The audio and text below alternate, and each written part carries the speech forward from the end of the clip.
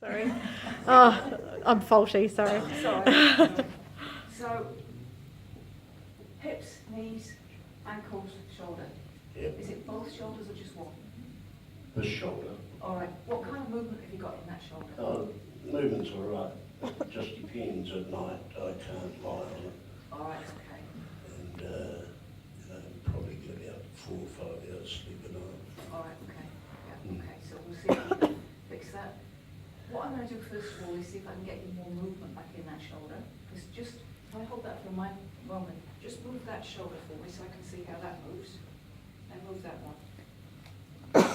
That's stiffening it. So, right. Right, okay. So, I'm going to start at raised top and work down. All right?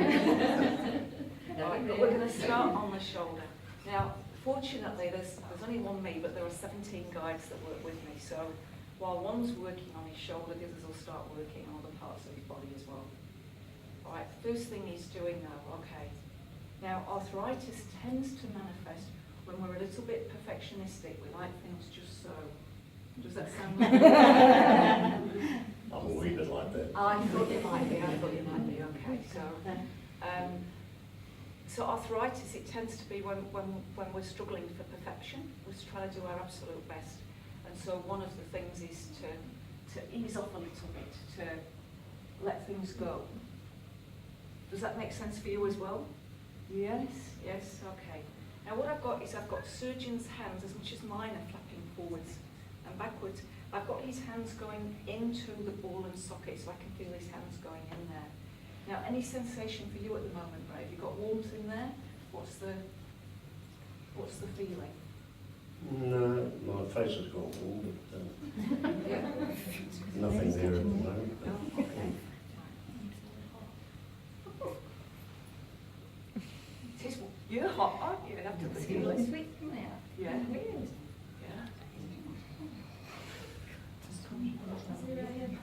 Your water's Okay, now because this one's going to take a little bit of a while, what Dr. Augusto is going to do is while I'm working on Ray, he's going to give you guys a teaching, okay? So the reason that he does this, the reason that he does the healing work through me isn't just to make people better, but to cause a shift within our brains so that we start to realise who we are, and from that space then start to understand what is possible. All right, so first thing, just let yourself notice the space in the room. Just look around, just notice it's there. Now through this lifetime, you've been conditioned or taught to notice things, objects, people, trees, cats and dogs, furniture. And you've got 5 physical senses, see, smell, hear, taste, touch, that help you navigate a physical reality. But in this world as well, there is the space. And that's the bit that we tend to forget about, but it's the most important thing, and it's not a thing. Let me give you an example. All the things in this room, including our bodies, have height, width and depth. They have a temporary form in our reality. The chair that's on the stage there, it won't always exist. There was a time it didn't exist, maybe 50 years ago. There'll be a time in the future, maybe another 50 years from now, it won't exist. This body that you can see, it hasn't always existed, it won't always exist. But the space will always be here. Even if we demolish this building, the space would still be here. Now, when we look at that chair, the chair also exists in space. The space is everywhere. It's between the things, but it's also in the space that the things existing. So inside of you, you've got your body, you form, height, width and depth, but you also exist in space. Now, just close your eyes. Close your eyes. Right, Dr. Augusto really likes to teach through direct experience. When you close your eyes, do you feel like 100 pounds or 120 pounds of meat, a skeleton, a pumping heart and a pair of lungs, or do you actually feel like space?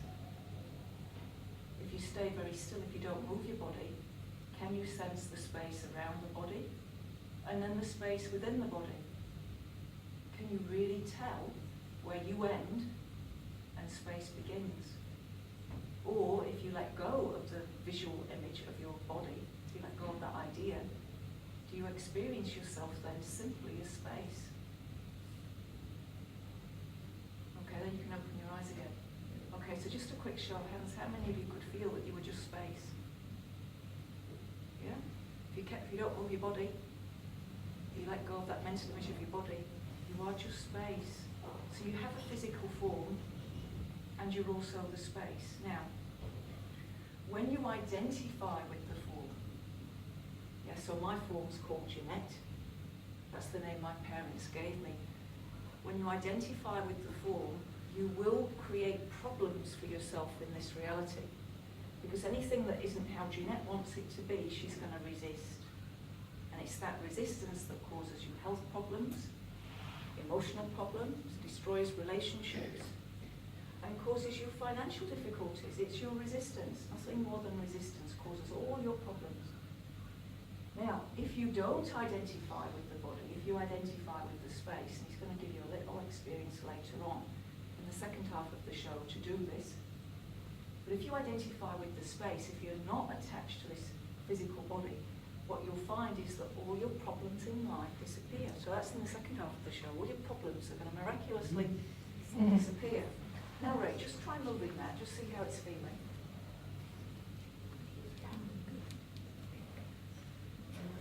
We've still got some grunching in there, but it was a hell of a lot better than the first time. Yeah, how's it feeling? Yeah, it's loosened up a bit. It has. Still Still hurts. in there. Right. Okay. All right, so what's happened for you through this lifetime is you've tried to find out who you are. Can you relate to that? Yep. You haven't known who you are. You've got this name, but you don't know who you are. And the sad thing is, many of you are no closer to finding out who you are than you first started on that journey. All right, now that in itself should give you some clues, okay? You are not going to find yourself on the level of mind or thinking. All right, thinking is a tool to be used by you, but it's not who you are. And you can't find the answers in there any more than the carpenter can find out who it is by looking at the hammer. The hammer's a tool, the mind is a tool. So who are you? When you close your eyes and you experience the space, you start to get closer to who it is you are. Okay, so let's have a look at who it is you think you are. Now, most of us derive our sense of self from the story of what has happened to us. You know, if we did good at school, if we passed all the exams, we'll think of ourselves as an academic. If we did really good at sports, we'll think of ourselves as really good at sport. If we had lots of ill health, we'll think of ourselves as a person that's not very well. Right, give it another go, Ray. Let's just see how we're doing. Getting easier, right? Yep. That's it. Rest it down again. Yep. Right, so we tend to derive our sense of self from the story of what has happened to us, but we are not the story. That's just a list of things that happened to us. If I had had your life, your story, I would think and act exactly as you do. If you'd had my life, my story, you would think and act exactly as I do. So we are not the story, that's just a list of what's happened to us. And for some of us, that's a blessed relief that we're not the story. Yeah? So if you're not the story of what did happen, who are you? Now, what most of us tend to do is we tend to mentally project ourselves into the future, what we're going to do. When we get the new house or the new job or the new man or woman. That isn't who you are though. The only space or time that you can really start to tap into who you truly are is this moment. Okay? So bring your awareness into this moment, right here and now, in this room, this moment. Notice your breath. Okay. The only thing that really exists is this moment. It's always now. You're always here. Keep your awareness in this moment. The real you is inseparable from this moment. What you think of as the past is a mind story. What you think of as the future is a mind projection of what may not happen. The bit that's real is here and now. So if you really want to wake up to who you are, you've got to stay present. That's the challenge for the rest of this evening. He wants you all to uncross your arms and your legs. And no matter what happens tonight, bang! He wants you to stay present. All right? He wants you to keep your awareness here and now. as you do that, you will start disengaging from the story of the past and from that mind's conditioned programming to perpetually project yourself into the future, a future that may or may not happen. Now it's working on your neck. You must have had problems in your neck as well, Ray? Yep. Yeah. Now with your hips, is it both hips we need to work on? The left hip's worse than the right. I've got osteoarthritis in both. Right, I've got okay. 2 crushed vertebrae in the neck. Right. So one of the things I haven't done is tell you the story about how I came to do this kind of healing. So I'll tell you the story about that while we work firstly on the crushed vertebra in the neck and then on the hips. Right, so what happened for me, I started seeing dead people. I was panicking. What the hell's going on? You know, am I crazy? What's going on? One of the things that helped me through that time was thinking, if I'm asking, am I crazy? I'm not. Only crazy people don't ask. They're just crazy. So if at any point in your journey you're thinking, am I crazy? You're not. Yeah? Because crazy people don't ask that. They're so deluded in their experience of reality. How's that neck feeling? Wow. Whoa. Some of that skepticism's dissolving then.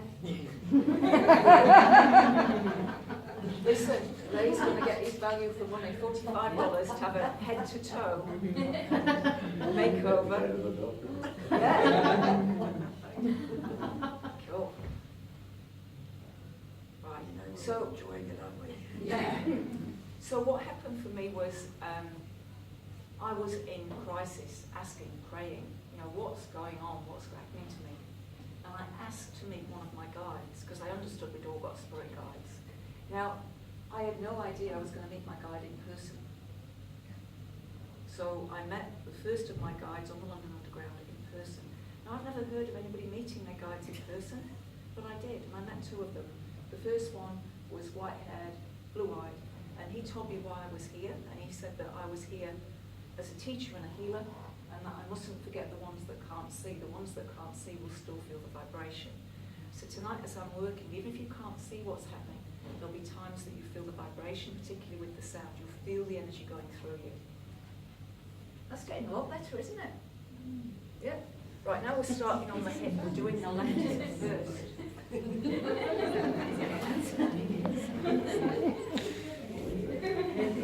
Can't believe it.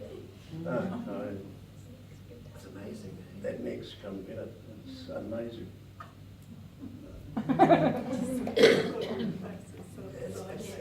It's awesome.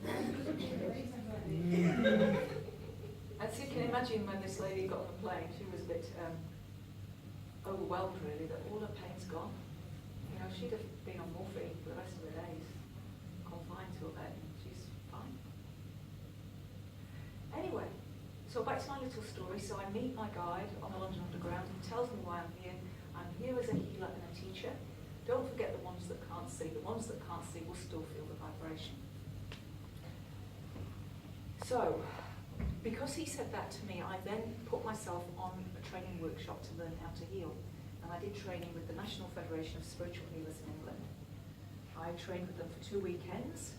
I learned how to meditate. I didn't know how to meditate before then. I learned how to sense energy, chakras, energy blocks.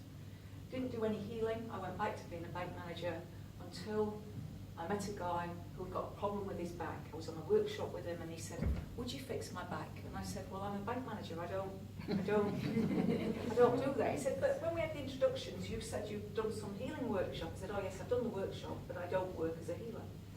Would you please? So he badgered me and I gave in. He lay down in a room probably about 4 times the size of this one in Regent's College in London. I knelt down, closed my eyes, I said the prayer like I've been taught, asking for the healing. Then a man's voice from behind me said, right, now we're going to teach you how to really heal. And all I could think was, we, there's more than one of you.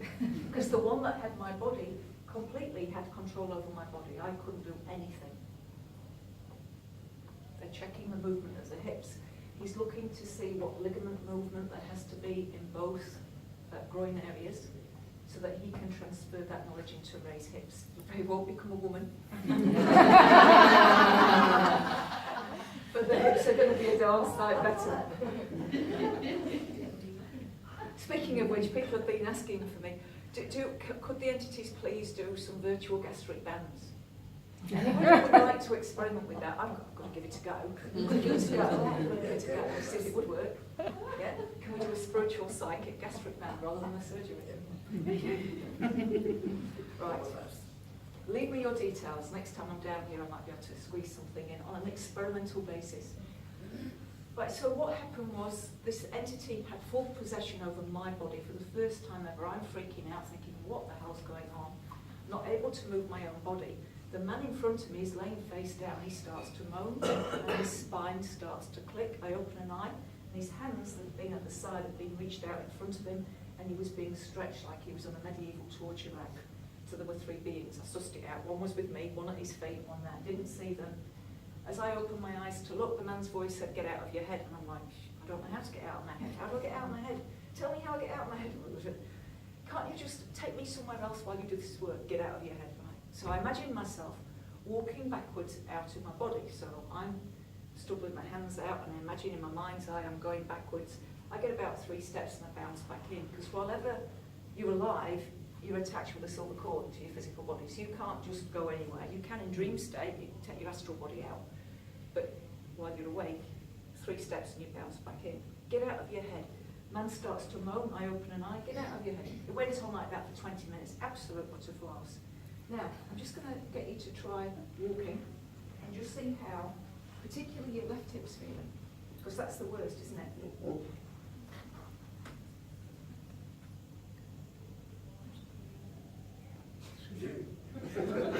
Go on. How does it feel? Oh, we don't need to stick. With the pain isn't it? It comes out in the groin. Yeah? Remember, that's why I had to do that bit. How's it feeling? I'd have to walk a mile to find out. All right, okay, but at the moment it's looking like that's pretty good, isn't it? Marvellous. I can't believe that. I know. It was a complete and utter skeptic. I know. Yeah. It's good, isn't it? How are your ankles and knees doing? How are they feeling? They've never been too bad. Right. They've been sore. It's the hip and the groin mainly, isn't it? Yes. It's the groin. Yeah. I thought I was getting hernias. Yeah. I've often had hernias. Yeah. That the doctor got x-rays and wasn't. My brother's had a hip replacement. Yeah. And he was telling me everything I had, he Yeah. had, you know. Yeah. Yeah, So my aim is to catch people before knee replacements or hip replacements, because they need doping.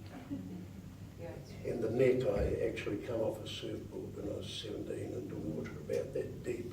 I thought my head was coming out my backside. And I got out of the water, and for years I used to get major headaches until I learned how to do exercises on the neck. I had to have my neck stretched in the hospital. Yeah. Go up every day and have heat treatment on it and stretch. Yeah. And then the headaches disappeared. But now and again I struggle to turn my neck, but yeah. It's good, isn't it, hey? Give him a round of applause.